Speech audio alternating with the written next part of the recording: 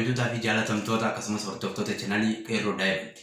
Akkuma ammaan dura wantoota ajaa'ibsiisoo diraamaalee haala biyya keessa jirus ta'ee jireenya Oromootiin wal qabatu diraamaalee baay'ee amma dura isin biraan geenye jirra. Haa ta'u akka tasaa rakkina uumameen xiqqoo karaa toora irraa bannee turre. Haa ta'u yeroo ammaa kanatti diraamaalee jaalalaa, diraamaalee hawaasummaatii fi akkasumas wantoota isin bashannansiisanii fi isin gammachiisan chaanalii keenya Qeerroo Daa'imti irraa isinii qabannee dhiyaannee jirra. Yeroo dhiyootti ammoo niiw viidiyoo yookaan niiw diraamaa afaan Oromoo kan jiru qabannee waan dhufaa jirruuf jecha hanga diraamaan keenya yookaan wanti isiniif qopheessinee isin bira gahutti YouTube chaanalii Qeerroo Daa'imti, Qeerroon dhugumaan sanii Daa'imtiidha.